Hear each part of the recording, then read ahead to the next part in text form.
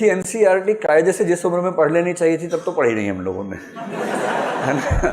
NCERT पढ़ने का मौका जीवन में सबको मिलता है शुरू में, लेकिन उस समय आइडिया नहीं होता कि इसका महत्व कितना है, तो उस समय तुमने पढ़ी नहीं।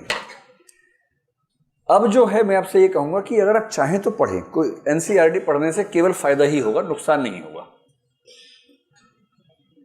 अगर चाह रहे हैं, इच्छा है, पुस्तकें भी हैं, समय भी है, मन भी कर रहा है पढ़ने का, तो पढ़ लीजिए, फायदा ही होगा। एक दो सवाल एक्स्ट्रा सॉल्व हो जाएंगे। लेकिन अगर आप पूछें कि एनसीईआरटी पढ़ने की जरूरत है या नहीं, तो मैं कहूंगा जरूरत नहीं है। ये बात मैं कहते हुए बहुत संभल के कह रहा हूं, क्योंकि इस बात पे बहुत लोग तुरंत आरोप लगा देंगे कि ये चाहता है कि बच्चे कुछ पढ़े ही नहीं। मैं ऐसा कह रहा हूं तो उसकी वजह बता रहा हूं आपको, इसके पीछे मेरे पास क्या ठोस आधार है वो बताना चाह रहा हूं। आप एनसीईआरटी तैयार करें ठीक है, लेकिन उसके लिए एनसीईआरटी पढ़ने की जरूरत नहीं है। उसके और तरीके, वैकल्पिक तरीके बहुत सारे हैं। एक तरीका तो ये है कि जो आपके नोट्स हैं, क्लास नोट्स, हम इंश्योर करते हैं कि वो बनाने के समय एनसीईआरटी को बेस बनाया जाए।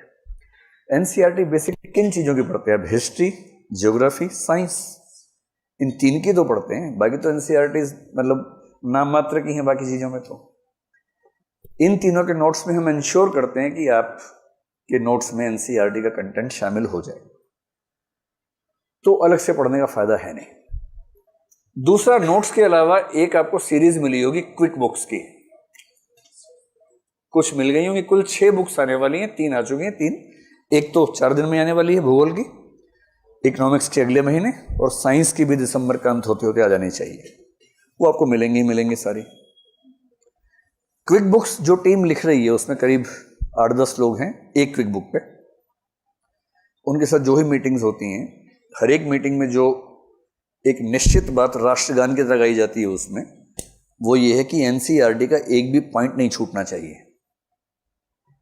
और क्विक बुक्स में इस बात को इंश्योर किया गया है कि एनसीईआरटी बिल्कुल ना छूटे, एक वाक्य भी ना छूटे। फिर भी एक तीसरा उपाय बताता हूं आपको। दृष्टि की वेबसाइट में 7-8 टैब्स ऐसी हैं जो आपको देखनी चाहिए। मैं अंत में इस पर आऊंगा, अभी संकेत कर रहा हूं।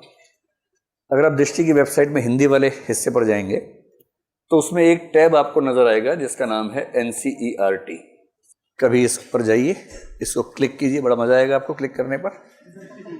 जैसे ही आप क्लिक करेंगे, किया क्या है, करीब 8-10 लोगों की टीम ने इस पर 3-4 महीने काम किया, और अब करीब 15 दिन का काम बचा हुआ सिर्फ इनका। उनका टारगेट है कि 30 नवंबर तक काम खत्म हो जाएगा। आप जैसे ही एनसीईआरटी के अंदर जाएंगे, सारे सब्जेक्ट्स के नाम लिखे होंगे, हिस्ट्री, ज्योग्राफी, वो सब लिखा होगा। सामने क्लास के नंबर लिखे होंगे, जैसे हिस्ट्री क्लास 6, 7, 8, 9, 10, 11 ओल्ड, 11 न्यू, 12 ऐसे लिखा हुआ। अब आपको मतलब जो मैं कहना चाह रहा हूं, क्विक बुक या पहले क्लास नोट्स पढ़ लीजिए अच्छे तरीके से। क्लास आपने की भी है, खुद लिखा भी है, पढ़ा भी है, समझा भी है। जब भी आपको हिस्ट्री रिवाइज करनी है, मेरी सलाह ये है, 2 में से एक तरीका, क्लास नोट्स को रिवाइज कीजिए, और उसके बाद उस विषय पर यदि क्विक बुक आपके पास है तो तेजी से उसको पढ़िए टॉपिक वाइज। एक टॉपिक क्लास नोट से पढ़ा, फिर उस किताब को पढ़ा। उस किताब में शायद 8-10 पॉइंट्स आपको ऐसे मिले जो क्लास के डिस्कशन में मिस हो गए होंगे, उनको अंडरलाइन कर लीजिए केवल। अब टॉपिक तैयार है आपका। आपको केवल चेक करना है कि ऐसा तो नहीं कि एनसीईआरटी मिस हो गई हो आपसे। तो उसके बाद जब हिस्ट्री पूरा हो जाए आपका, तब एनसीईआरटी वाली टैब खोल लीजिए। क्लास 6 को जैसे क्लिक करेंगे, जितने चैप्टर्स हैं उस बुक में उन सबके नाम आ जाएंगे, और ब्रैकेट में क्वेश्चन नंबर लिखा होगा। इसमें 8 क्वेश्चन, इसमें 12 क्वेश्चन हैं। एक पे टिक कीजिए, क्लिक कीजिए। 6ठी क्लास की एनसीईआरटी के चैप्टर 1 के सारे क्वेश्चंस आपके सामने हैं। आपने क्वेश्चन पढ़ा, नीचे 4 ऑप्शंस दिए हुए हैं। आपने मन में सोचा सी होना चाहिए, फिर सामने लिखा हुआ है उत्तर व व्याख्या। उस पर जैसे क्लिक करेंगे, उसका सही आंसर और वो आंसर क्यों है उसकी व्याख्या दे रखी है। जिस दिन आपका एक सेगमेंट तैयार हो जाए, जल्दबाजी मत कीजिए, सबसे पहले क्लास नोट्स को ध्यान से रिवाइज कीजिए। नंबर 1 वो संविधान है आपके लिए।